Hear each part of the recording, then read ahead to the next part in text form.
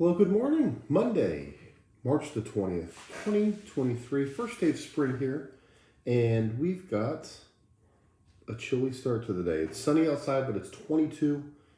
Hopefully it warms up a little bit later. We have some baseball practice outside later for our travel baseball team. So hopefully nicer weather is on the way with higher temperatures. But the big news of the day is that the Sweet 16 is set for March Madness. And what a weekend it was. How much fun was that, watching all those games. Now, before we get into the matchups, let's talk about what happened yesterday. We're going to start nice and early. The first game of the day.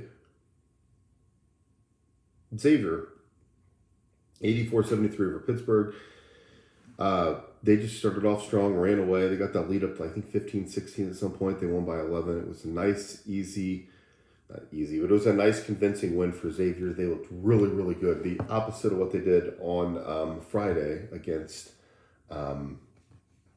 Kennesaw State. They looked really good. They take over. Pittsburgh just looked tired. That was their third game already in the tournament. They just looked, some of their jump shots were short, but Xavier with a huge win. And that 3 seed continues on in the tournament. Kentucky against Kansas State. Kansas State wins 75-69. Sorry, still waking up here this morning. Kentucky had the lead in the first half. They looked really, really, really good. And then all of a sudden, the inside game stopped working. They were making a few jump shots here and there, but they just struggled all year shooting the ball. And it finally caught up to them. Kansas State is a really good team. They have a really, really good front court, and they get the win 75-69. That was one of those where I was watching the game, and you're watching it, and Kentucky was ahead, and you're like, okay. And then about halfway through the second half, I was like, wait a minute, Kansas State's the higher seed here, or the lower seed here. Kansas State's the better team, and all of a sudden, a couple of plays went Kansas State's way, and poof, they just kind of took ownership of the game, and a huge win for Kansas State, knocking Kentucky out of the tournament. Marquette and Michigan State, this was a really, really good game. It was a really fun game. Marquette started off awful. They came back. They took the lead. Michigan State won 69-60. They're the lone Big Ten team in the Sweet 16. Tom Izzo is amazing. He changed up the defenses, changed a little bit of a press. They were knocking down shots when they really needed them. They were hitting threes. A good win by Michigan. That's an upset. Marquette was a number 2 seed, the winner of the Big East, and Michigan State took advantage of their size, their shot blocking, and they get the win and they move on. Creighton and Baylor, 85-76. This was not even this close. Creighton just took off. They were on fire in the first half. They hung around in the second half. Baylor made a couple mini runs, but Creighton was just too much. They won 85-76. So a big win for the Blue Jays as they move on. And Baylor, the 3 seed, is gone.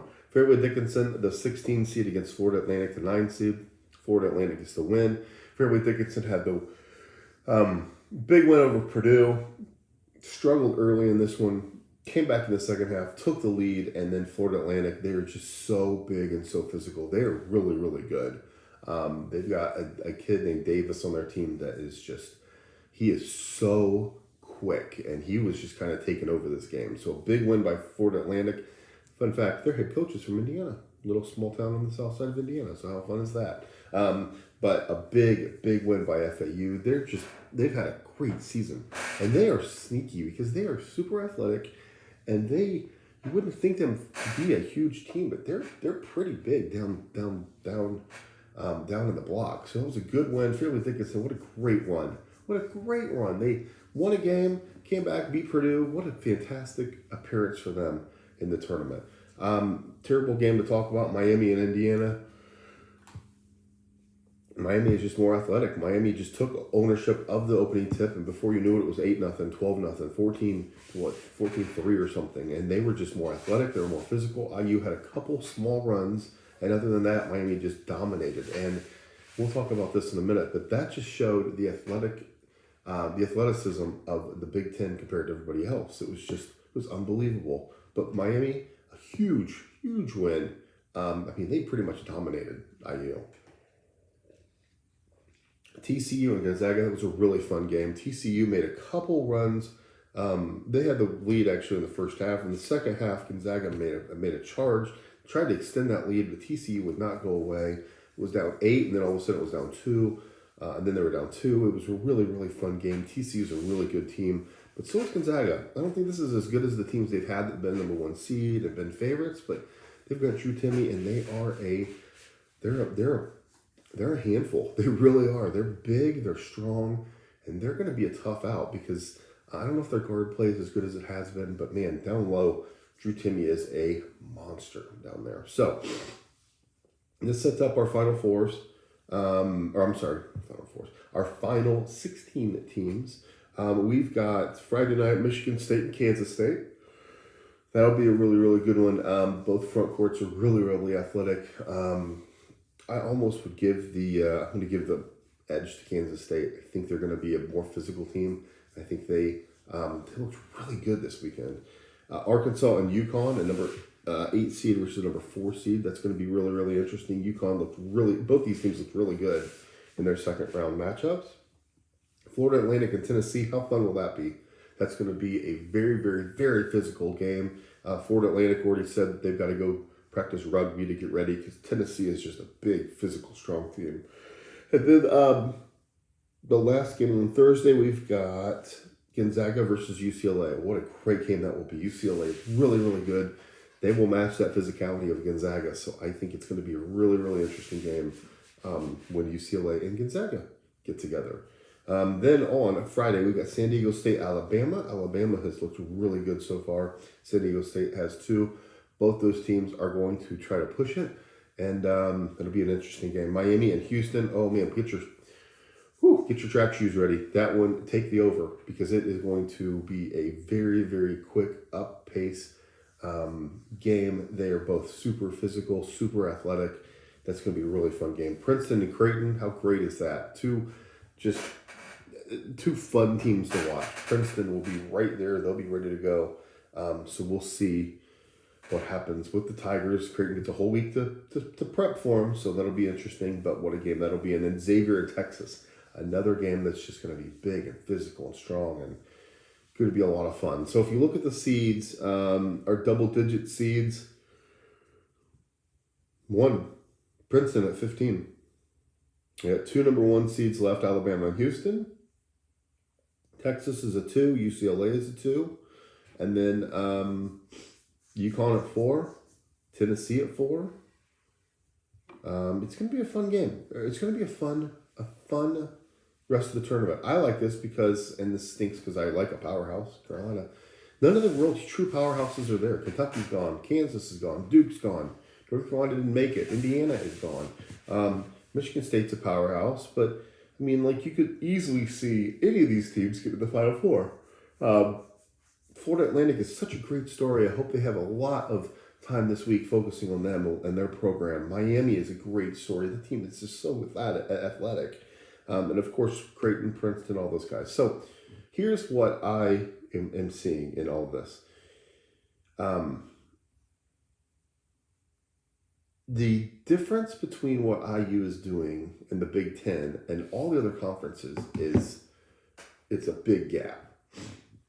The Big Ten, think about who won the league. Purdue won the league by 3 games. They've got a big guy. They're very physical underneath. They're streaky shooting. They're streaky with the ball. They wanted to slow it down, get it underneath, and just absolutely muscle you up. Wanted to wear you down. And that's what they did all year. And they won. When you get to play in these tournaments, it's not like that, where it's more up and down and it's about guard play. They get run out of the building. All Big Ten teams this weekend had a stretch of looking terrible. Michigan State overcame that and won. They're moving on. But the difference in physicality and athleticism last night between IU and Miami was absolutely mind-blowing. It was crazy. Miami got that ball and said, we're going to the basket. I don't know why they shot threes. They could have got to the rim every single time. And when IU made a little run and they were starting to block some stuff and Trace Jackson Davis was starting to take over, Miami just composed themselves and got right back to the rim. something's got to give with the Big Ten. Something's got to give. And I know this is how they do it, and we're proud of this, and defense first and everything, and that's awesome. Those games are kind of okay to watch in the middle of the season, middle of the winter, and you're sitting down in the evening and you watch Iowa versus Michigan, and it's just a slugfest. Wisconsin versus Purdue, and it's a slugfest. But IU's a really athletic team, and they looked like they weren't even in the same stratosphere as Miami for part of the game. Purdue was getting kind of beat on the athleticism side by Fairleigh Dickinson. Like, they just did not keep up with all the other leagues. And we talk about this every year, I feel like, every single year, but the Big Ten has to change. Somebody in there has got to say, okay, I'm taking my team and I'm getting rid of the traditional have to have a big guy and have to slow it down and we have to use the clock and all this stuff. I'm recruiting all athletes and we're going to run.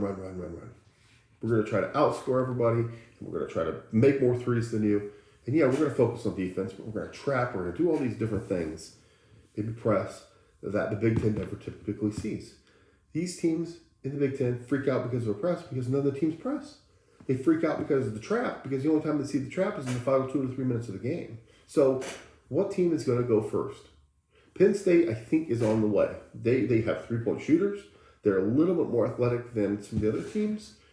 Their defense is interesting because they do kind of jump and switch and pop out and stuff like that.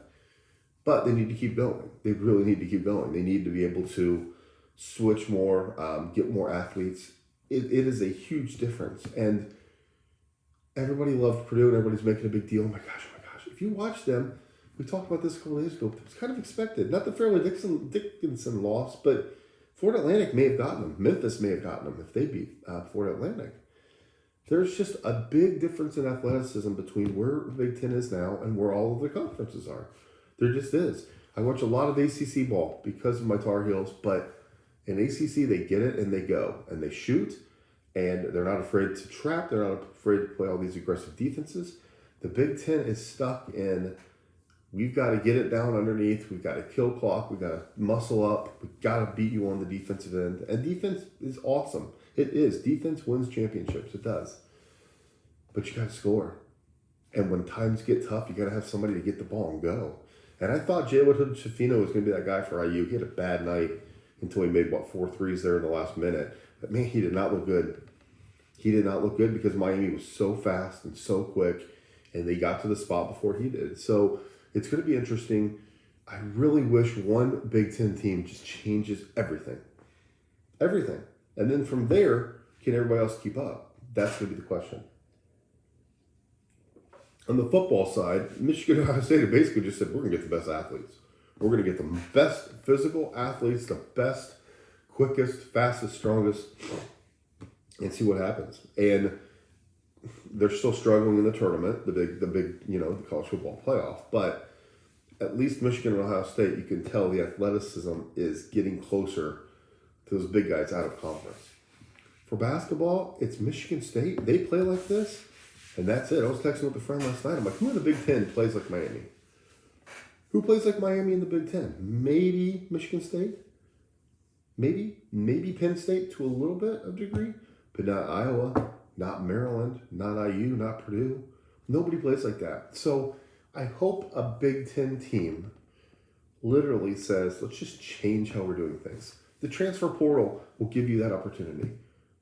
Are you athletic? Are you big? Are you quick? Come play for us. And we're going to get it and go. And there's going to be times in the Big Ten season that they struggle because the Purdue defense will put the clamps on that. They will. But the game will be close. I swear the game will be close because the Purdue offense won't keep up with your offense, even if they put the clamps on it. So what Big Ten team is going to make that change? And hopefully do things a little bit different, I guess. It's just frustrating because everybody loves the Big Ten. But here we are, one team. There's one team left. So it's really, really kind of annoying. We'll see what happens. So it sounds like Rick Pitino is talking to St. John's. That'll be interesting to see. He's been all over the place, but the other thing that happened last night was the World Baseball Classic, the semifinal against Cuba. Trey Turner, Paul Goldschmidt, a huge win. They pretty much dismantled Cuba. 14-2 win. Trey Turner's been on fire. Hit a grand slam on Saturday. Hit 2 home runs yesterday. A great performance by them. They're waiting to see. They're not waiting. Japan will win. I think they play tonight. So Japan and USA in the final. It'll be the Shohei Ohtani show, which will be fantastic. This game will be Tuesday night, tomorrow night. So we can talk about it a little bit tomorrow, but it will be an amazing game. We'll see what happens. Sasaki has pitched, is going to pitch for Japan tonight. He has won the last 2 equivalent of the Cy Young Awards over in Japan. Sawamura is the award. We'll see, what happens. It sounds like they're going to win pretty easily, probably, to be honest. So we'll see what happens. But yeah, so that'll happen tomorrow. Sorry, I'm reading the article. Japan plays tonight. The USA is going to take the day off to take in that game and see who they're going to play. Adam Thielen lands in Carolina, 3-year deal. Hey, how about Pat McAfee breaking some news? How great is that? That's pretty cool. So he's going to go to Carolina, 3-year deal. I really wanted him to come to Indianapolis. He would have been a great mentor for some of the younger receivers and really been a nice outlet for whoever the heck's playing quarterback. So, all right, well, that's it for us today. Not much else is going on in the sports world. The women's bracket is underway. The Hoosiers play tonight. The women's basketball team, they actually play in Miami of Florida too, which is interesting. So, all right, it's first day of spring. Get outside, enjoy the weather. Hopefully it warms up here in the Midwest. Thanks for tuning in. Excited about the Sweet 16. We'll talk. What was that? We'll talk tomorrow about what was going on today. Hopefully some free agent news. Hopefully some world of football stuff going on, and then maybe break down the World Baseball Classic, because that'll be tomorrow, the championship. Can't wait for that. So thank you so much for being here. Appreciate all of you. Make sure you please like and subscribe to the channel so you don't miss any of our fun live broadcasts. Thanks for talking sports with me. Have a great Monday.